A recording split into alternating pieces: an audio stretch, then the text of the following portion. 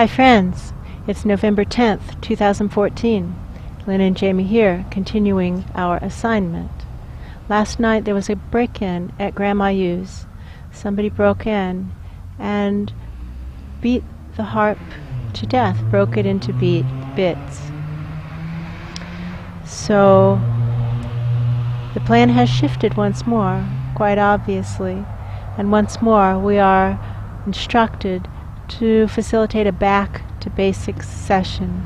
Our intention is to heal the root causes of Grandma U's misalignment with her soul plan, to bring her into alignment with her soul plan, to trigger the awakening right now.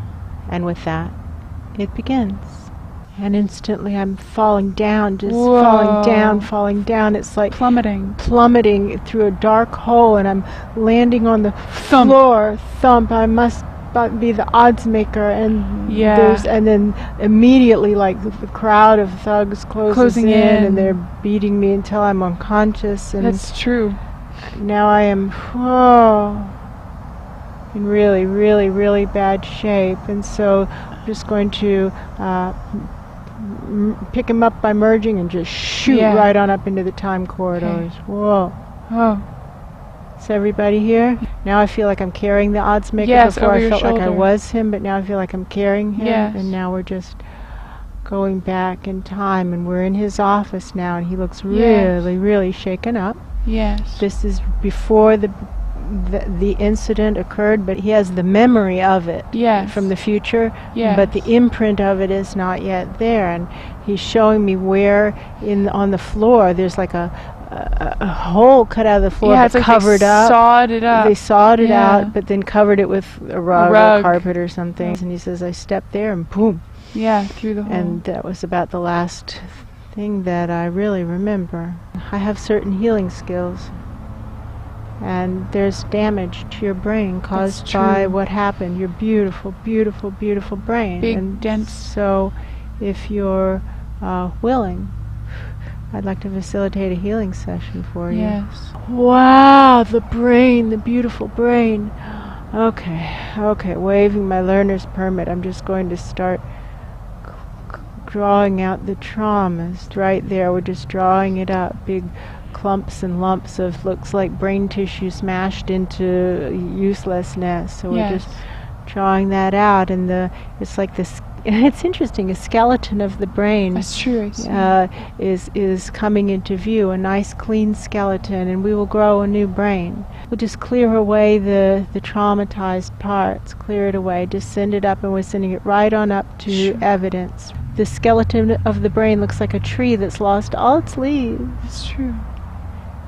Just a little clump here and there that hasn't damaged, and now we just love this tree, and we give it light, and we give it living waters, and we give it rich soil to grow in, and watch it grow itself a new crop of leaves. It's a deciduous tree. This tree is deciduous. That's true. It lost its leaves, dropped in a storm. What I'm being put in mind of is trees after a really bad hurricane has come through. Big oaks. The first year you can tell, a hurricane came through last year. They have leaves, but it doesn't look right. That's true. The second year you can still tell. The third year it's starting to look good, and by the fourth and fifth year it's just a beautiful tree. That's true. And so we just let this tree of the Oddsmaker's beautiful brain grow again, and we have the intention that it grow even better, more clear, the branches more straight, because all of us take wrong turns in our thinking from time to time, and what a beautiful gift this is, to be down to the just big branches that wouldn't break in a storm like that. That's right? True. And now to grow everything straight up.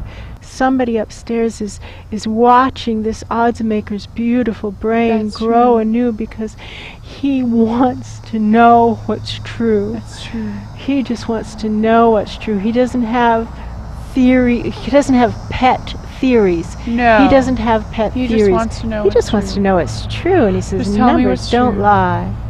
Numbers don't lie. Numbers don't lie. He works the numbers, and then goes back to the pet theories of the multiverse and says, wait a minute, something's wrong here. Something's wrong here. They're saying, look up, and what they're doing is handing down something, and it looks like a beautiful hat or crown or something to put on the oddsmaker's head. What we're doing is programming this new brain with his soul plan. That's true. So we're bringing down like a hat that's electrified that will imprint the new brain with his soul plan. Who among us couldn't benefit from being imprinted more strongly with our soul plan? So hats for all of us who wish, for anyone who wishes to have an imprinting of their own soul plan in their own brain. I'll have one of those. Boom. And it looks like we're in an old-fashioned hair salon with a row of what are those things called? Hair dryers, and people lined up. What do I know about those hair dryers?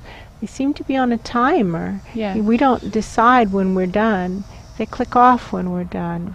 That's right. And so perhaps for Grandma Yu also, to pull one of these things over our heads, right? And to be imprinted. Whoa! To be imprinted more solidly with our own soul plan. And now I'm crying, and now I'm Grandma Yu, and I'm crying about my harp, and this is the first time I've cried about it. I pretended that it didn't matter. I said, oh, it's insured, I'll get another one, but now I'm just... My friend, my love of my life is murdered. Really murdered. It's broken into bits, and I had taken a box, scooped it into the box, and took it to the musical shop just in case, and the guy laughed at me and said, oh, it's time for a new one. But what I have forgotten is coming to me right now. Something that somebody once told me. That trees had souls. That's true. But that they would move from tree to tree. That's true. And when the one tree died, the soul just moved to a neighboring tree. And so I called my love of my life, and say, I'm getting you a new tree. I'm getting you a new body. Just hold on. I'll be back as soon as I can. And I go in a mad shopping fit to get the harp, but this isn't something that happens, right? So, but I have now someone who's searching for one, and we'll find one. A new body is coming, and we will pick up where we left off, and how it actually feels is very much like the cycles of reincarnation. That cycle is now over for that harp, and she gets to start anew, and suddenly, whoosh, here we are in the oddsmaker's brain again. And this oddsmaker's brain gets to start anew. That's true. Yes. And how wonderful a gift it is to have a fresh start. Don't we all from time to time say, I would just like to press the reset button and start again. And so how wonderful, what a fabulous gift this brain has been given. The oddsmaker is kind of still unable to respond, but I'm explaining to him that this is your own soul energy coming back to you. Some of it doesn't feel like it's ever been in a body, to be honest. It's a download. This is going to kick it up to the next level, and what a beautiful gift this experience will have turned out to be when all is said and done. For me, for you, for Grandma Yu. For all of us. Now I'm starting to feel an urgent tug on my arm. It's like, come on. We're going for the researcher. Now, we won't know where he is, but the same process will likely occur. We will be taken to where he is. We will take him up into the time corridors. We'll come back to a safe time. We'll help him heal. I hear a noise in the lab. I come into the lab, and boom, somebody hits me on the back of the head. Boom, black. Boom, black. And I wake up, and I have a pretty bad headache. Everything's fuzzy. And my eyes don't work quite right. I don't know where I am. I decide I'm just going to pretend I'm out for a long time until I come up with a better plan. I'm collecting data. I'm still a researcher. I'm going to collect data before I form a hypothesis on how to get out of here. So I'm just like explaining inside his mind very quietly. We've come to get you out. We want to take you up. Are you in? Yes, here we go. Up into the time corridors, and here we'll just get the bindings off him, and as we're starting to walk back to the right time, he's starting to tell us what's going on. what happened. He's telling us all of this. It's true. And by the time we get to the right time and drop back down, it's before the break-in, because we drop into his lab and it looks just normal. There's always an error in thinking that has occurred when one of these incidents happened. What was the error? He said, well, it's easy for me to see now with hindsight.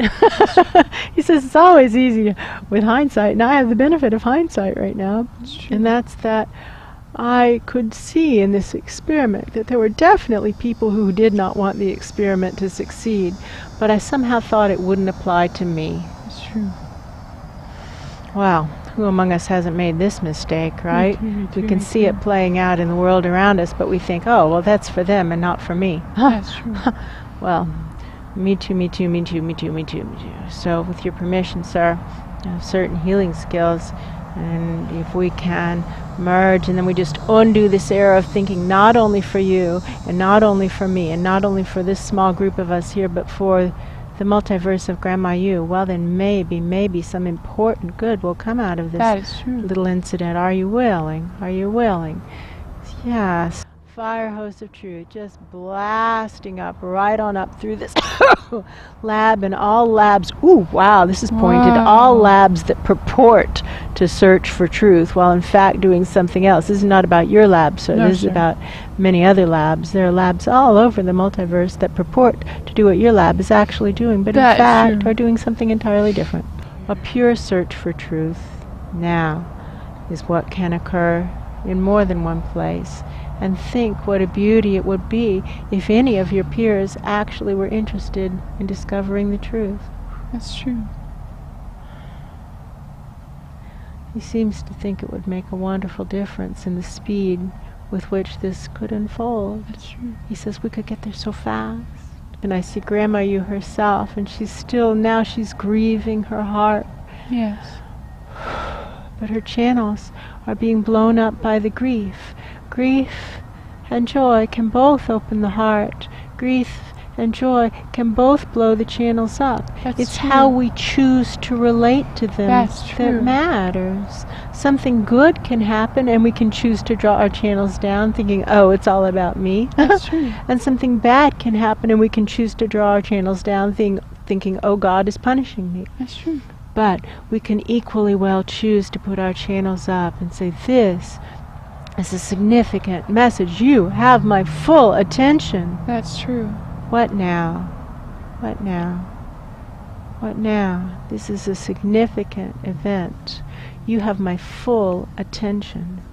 What now? Asking the angels, will you help? Will you help? And now Luce, I start to see Luce flying up and down, flying Yes. up and down, flying up and down, target to target. Whatever he's doing is really making a difference. Asking the researcher how he feels because he suddenly looks very tired. That's true. He says, I've had a long night. Yes, sir, you have. That's true, sir. Yes, sir, you have.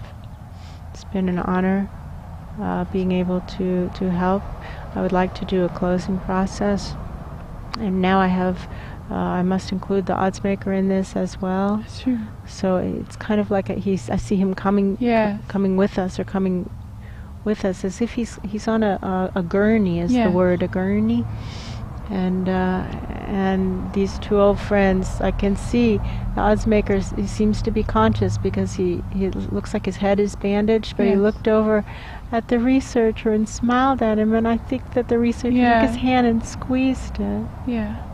The That's friends, yes. So now let's start to do a close, a good, solid close, because we're all making mistakes all the time, and even so, let's not make the obvious mistake. They say, what's the obvious mistake? The obvious mistake would be to say that the people who did this were evil. That's true. And we have to think about this for just a moment. Someone who did something like this, would they be feeling good inside or bad inside? Bad inside. They would be hurting. People would have to be hurting very deeply to do true. something like this, right? That's true. So we see that they too are suffering, and they're suffering probably 100 times more than we are, right? Yes. Because we only have to deal with them for this brief interaction, but they go home with themselves every night. That's true. Right? So they're suffering 100 times more deeply than we are they not? Yes, it's true. And so rather than castigating them as evil, should we not in fact ask for them to be given whatever it is they need so that they can be pulled forward on their own divine plan, their own personal soul path? That's true.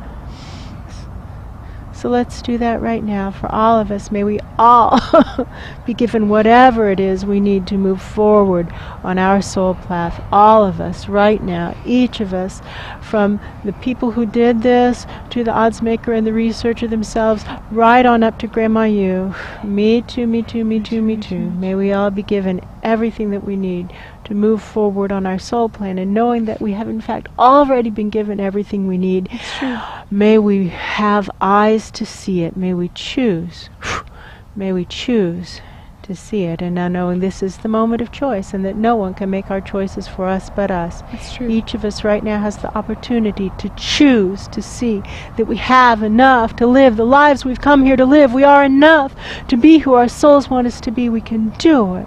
We can do it. We can do it. We can do it.